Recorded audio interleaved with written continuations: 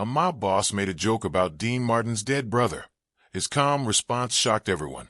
Las Vegas, 1968. Minutes before Dean Martin steps into the desert in spotlight, a powerful Chicago mob boss corners him backstage and turns Dean's dead brother into a cruel joke. One wrong reaction could explode the entire casino. Dean doesn't raise his voice. He does something far more dangerous. Where are you watching from? Las Vegas in the late 1960s ran on invisible rules, and everyone who mattered understood them, without ever saying them out loud. Casinos glittered, showrooms sparkled, and money moved fast. But beneath the polish lived a quieter order enforced by men who never stood on stage. Performers like Dean Martin knew where the lights ended and where power really began. You took the contracts, smiled for the crowds, and never crossed the wrong people. Respect kept the peace. Silence kept you alive. That night at the desert carried more weight than any ordinary performance, because the front row belonged to someone who didn't clap for talent. He measured it. The mob boss wasn't there to be entertained. He was there to be acknowledged. Backstage, tension lived in the pauses between footsteps and the looks exchanged by men who knew trouble when they smelled it. Dean understood the stakes better than anyone. He had built a career on charm and ease. But survival in Vegas required another skill entirely, knowing when not to play along. A careless laugh, a weak smile, or a hot-tempered response could turn a successful night into a whispered warning across every casino on the Strip. Tonight wasn't about singing well or telling jokes. It was about dignity under pressure, about whether a man known for effortless cool would fold when the rules were tested in the most personal way possible. Dean Martin had learned those invisible rules early, long before Las Vegas lights ever found him. He grew up watching men survive by knowing when to speak and when to stay quiet, when pride helped and when it killed you. Fame didn't erase those lessons, it sharpened them. By 1968, Dean wasn't just a singer or actor. He was an institution. His smile looked casual, his timing effortless, but everything about him was deliberate. He knew how rooms worked, how power shifted, how quickly admiration could turn into danger. That night, as he adjusted his cufflinks in the dressing room, he sensed something off. The air felt heavier, like it does before a storm you can't yet see. He knew who was sitting front row. Everyone did. A man whose reputation traveled faster than headlines, whose influence didn't need introductions. Dean had always kept his distance from people like that, not out of fear, but principle. He didn't borrow favors, didn't trade friendships for protection. He believed once you owed the wrong person, you never stopped paying. That independence had served him well, until moments like this, when distance itself could be interpreted as disrespect. He wasn't naive. He knew power didn't like being ignored. Still, Dean trusted something deeper than fear. He trusted his sense of self, his boundaries, and the quiet strength that had carried him through decades of pressure. Whatever happened tonight, he wasn't planning to abandon that now. Behind Dean's calm exterior lived a grief he rarely shared, one that had nothing to do with applause or headlines. His older brother Bill had been the anchor of his early life, the steady presence who protected him, guided him, and never once resented his success. Bill worked hard, raised his family, and lived without spectacle. When he died suddenly, the loss cut deeper than Dean ever admitted publicly. Fame didn't soften it. Money didn't fix it. It simply taught him how to carry pain quietly.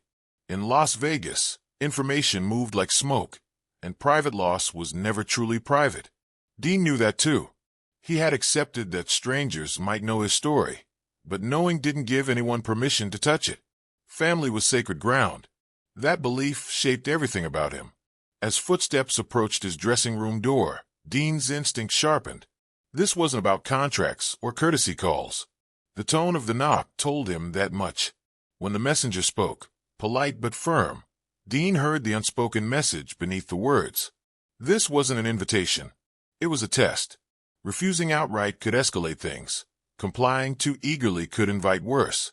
Dean chose the narrow path in between, the one built on composure. He stood, smoothed his jacket, and reminded himself of who he was before the lights, before the fame. Not a star, a brother. And that identity mattered more than any room he'd ever walked into. The hallway outside the showroom felt colder than the stage ever did.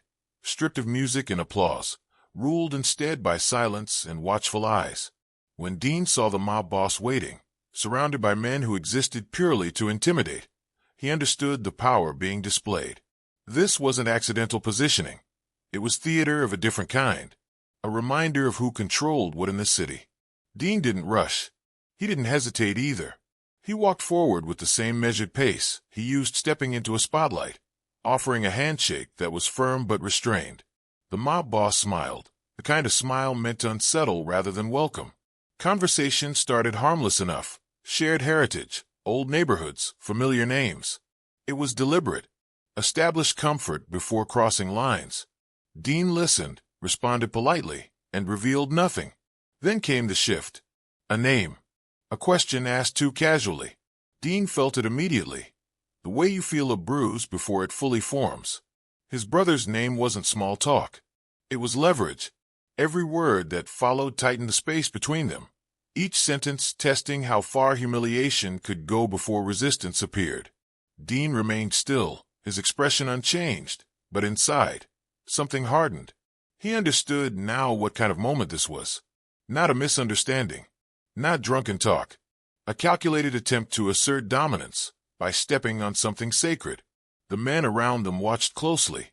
This was the point where most people folded. Dean didn't. The mob boss's tone stayed smooth, almost conversational, as if cruelty carried no weight when wrapped in familiarity. He spoke about stress, about shadows, about men who never quite measured up. Each sentence landed closer to the truth Dean protected most fiercely. Dean didn't interrupt. Silence, he knew, often made people reveal more than anger ever could. Around them, the hallway seemed to shrink. The men standing nearby shifted their weight, sensing the temperature rise. This was the part where laughter usually softened the insult, where apologies were quietly offered to preserve peace. Dean offered neither. His stillness unsettled them more than shouting ever would. When he finally spoke, his voice was low, precise, and unmistakably controlled. He didn't defend his fame or argue facts. He named the behavior itself. Cruel. Unnecessary. Wrong. The words weren't dramatic, but they carried consequence. The mob boss wasn't used to being corrected, especially not by someone who made his living entertaining crowds. Dean's refusal to play the expected role disrupted the balance. Power depends on predictability, and Dean wasn't being predictable. He wasn't pleading, joking, or posturing. He was setting a boundary. In that quiet corridor, the stakes crystallized. This wasn't about ego anymore. It was about whether dignity could exist in a place ruled by fear. Dean knew the risk. He accepted it fully. Some lines, once crossed, demanded an answer, and Dean had decided which answer he would give. The mob boss stepped closer, his presence filling the narrow space, his words turning sharper, more explicit. He stripped away politeness and went straight for humiliation, testing whether Dean's calm was weakness. The insult wasn't subtle now. It was meant to wound, to provoke a reaction that could justify retaliation. Dean felt his fists tighten, not from fear, but from instinct. Years earlier, his brother had taught him how to stand his ground without swinging first. That lesson echoed now. Dean met the man's eyes and spoke slowly, deliberately, as if every syllable mattered. He didn't threaten violence. He didn't appeal to mercy. He laid out consequences, public, immediate, unavoidable, the kind power couldn't erase. For the first time, the mob boss hesitated. He understood crowds. He understood reputation. Public exposure wasn't just embarrassing, it was destabilizing. The men behind him went still. This wasn't how things usually went. Dean wasn't bluffing, and everyone sensed it. His composure carried conviction, the kind that made people believe he would follow through. The silence stretched long enough to hurt. Finally, the apology came, strained, forced, incomplete. Dean didn't accept it immediately. He asked for precision, a name, accountability. Each demand tightened the moment further, but Dean didn't waver. When it was over, the power dynamic had shifted. Not loudly, not violently, quietly and permanently. When Dean turned away, the adrenaline hit all at once. His hands shook as the tension he'd held inside finally surfaced. He returned to his dressing room, knowing exactly what he'd done. He hadn't won anything. He'd simply refused to lose himself. Outside, whispers moved fast, faster than the music warming up on stage. Stories traveled in fragments, raised voices, forced apologies, something unusual. Dean ignored it all. He focused on breathing, on the rhythm of the night he still had to perform. This was the hardest part. Not the confrontation, but the transition. He couldn't carry anger onto the stage. The audience didn't deserve that weight. When the curtain opened, Dean delivered perfection. His timing was sharp, his humor effortless, his voice steady. From the front row, the mob boss watched without expression. No heckling, no interruptions. Exactly as promised. The crowd sensed nothing unusual, only a master doing what he always did. That control, performing brilliance while chaos simmered inches away, was its own kind of strength. Backstage afterward, concern met him immediately. Warnings, fear, advice to smooth things over. Dean listened, then refused. Some things, he said, weren't negotiable. Family wasn't. Respect wasn't. He didn't escalate. He didn't apologize. He simply stood by what he'd done. That choice would echo beyond the casino, whether he wanted it to or not. The fallout didn't arrive as violence or confrontation.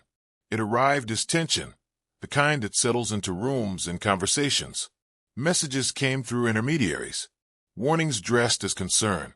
Dean was advised to let it fade, to allow pride to cool. He agreed to silence, not submission. Days later, a stranger appeared, polite and careful with his words, representing people who preferred resolution over chaos. Dean listened again, calm as ever. He explained his position clearly. The apology stood, the boundary remained, and his family was never to be mentioned again.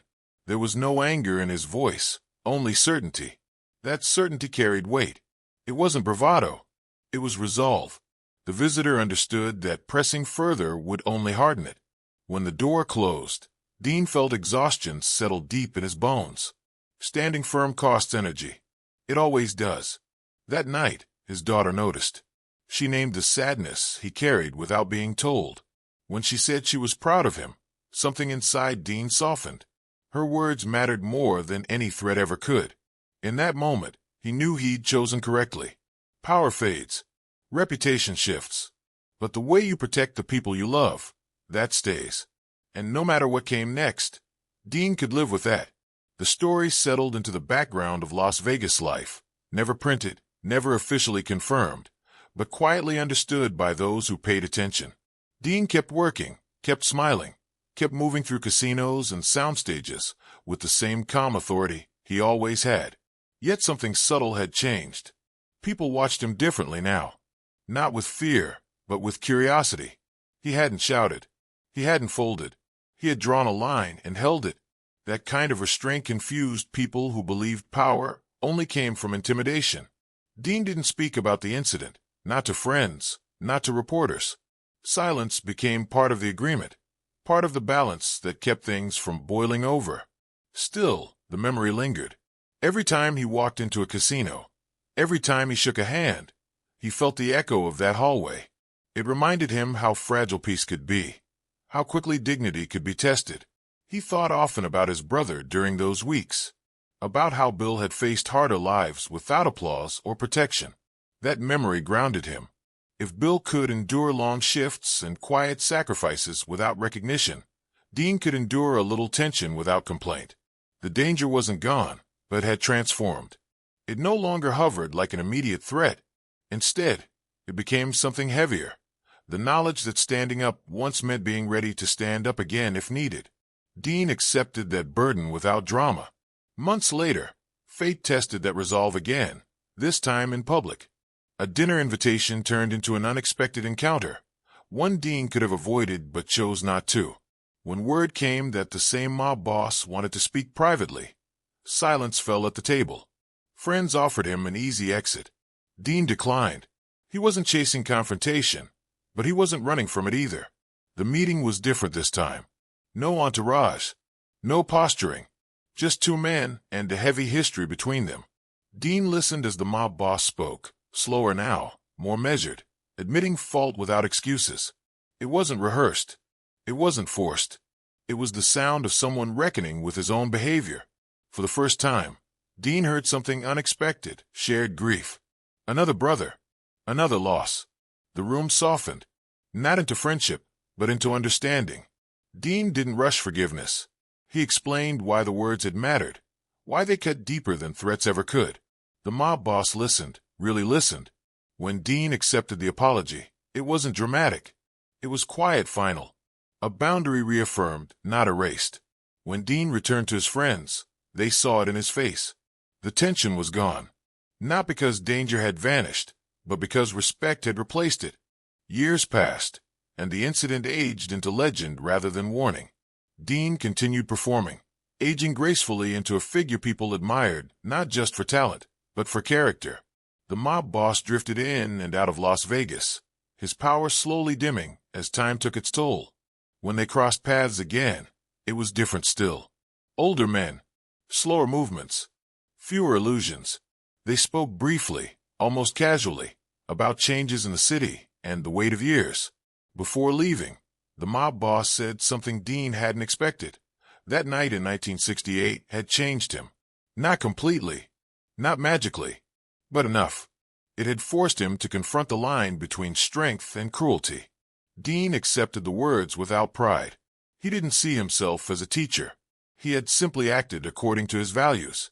When the mob boss died years later, a letter arrived. Handwritten. Thoughtful. It thanked Dean for showing him what real strength looked like. Not domination. Not fear. Principle.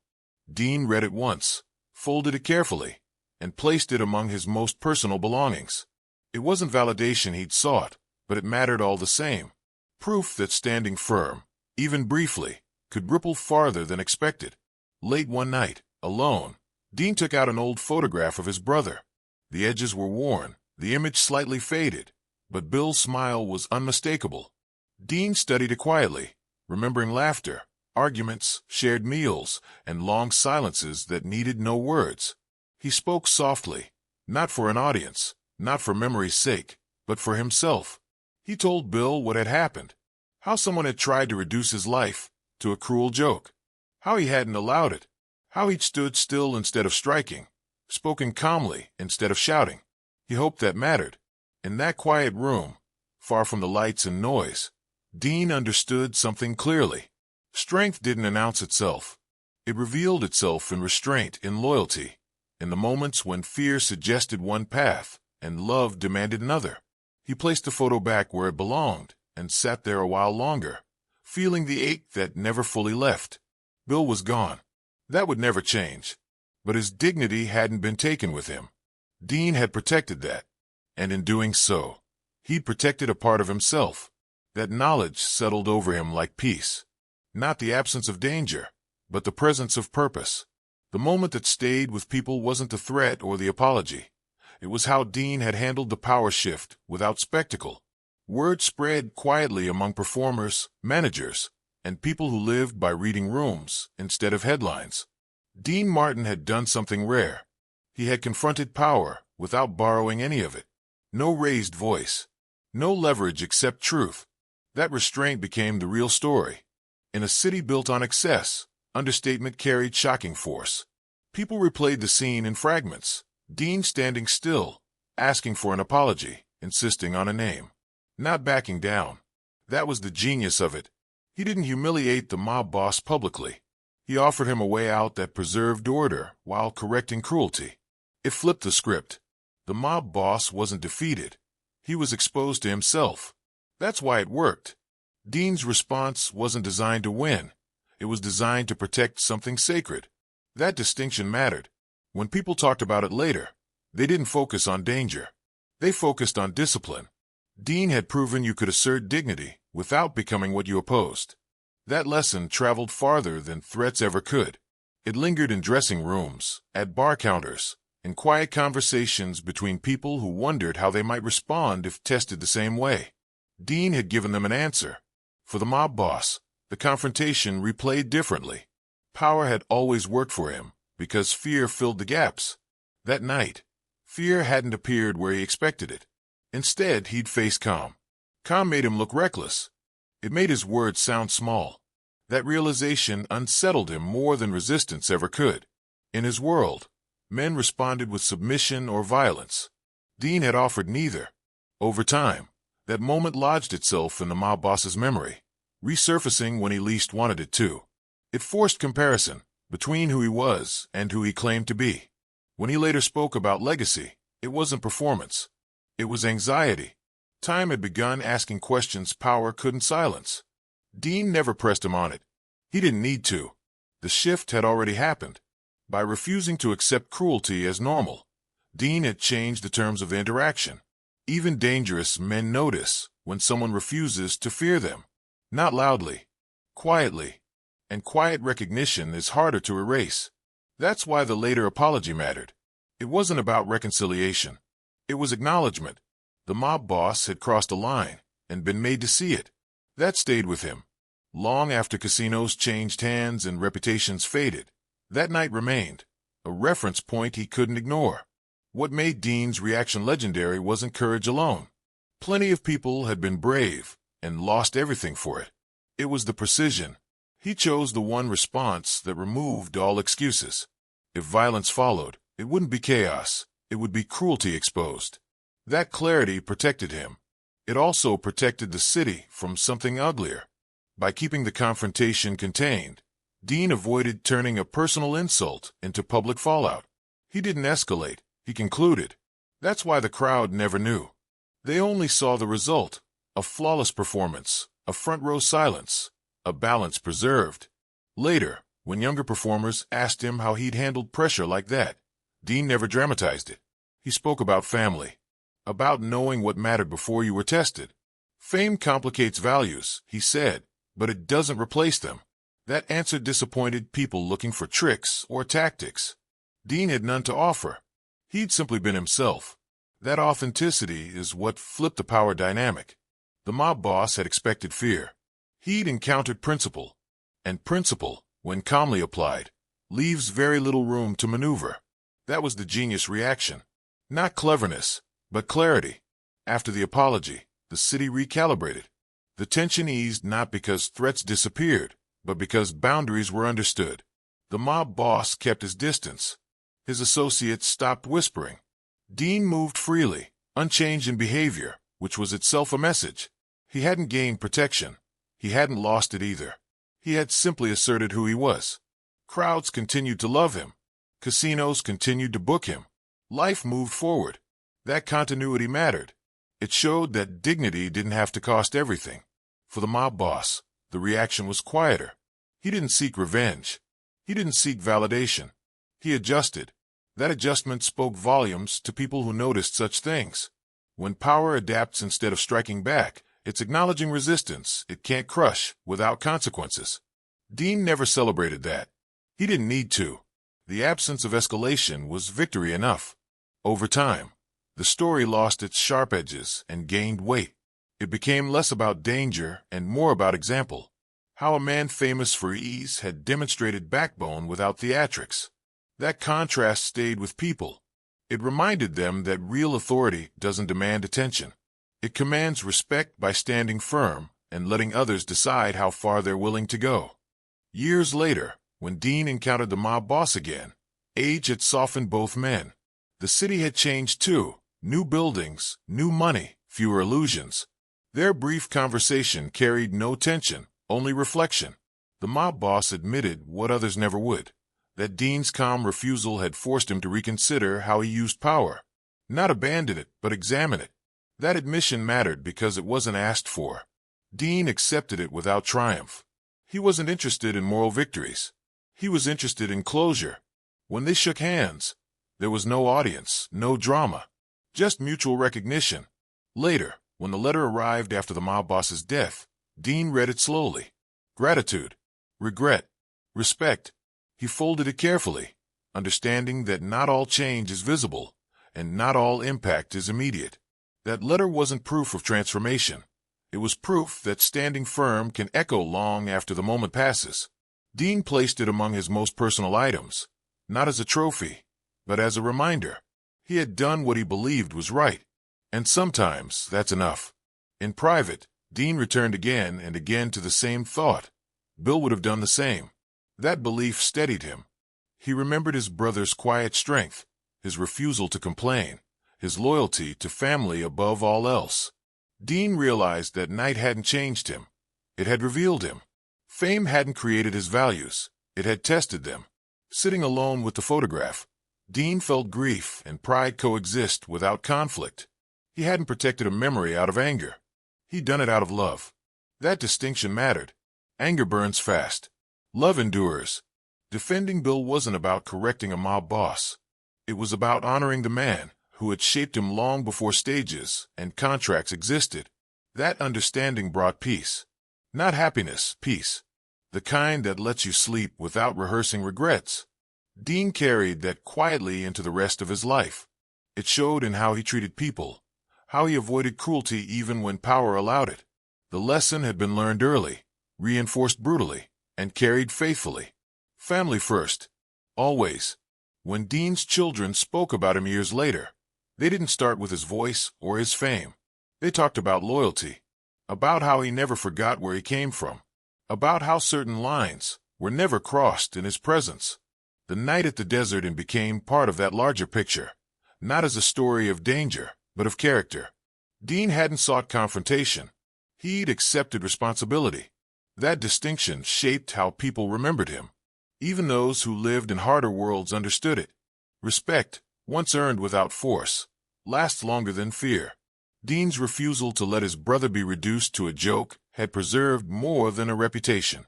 It had preserved meaning. Bill's life mattered. His work mattered.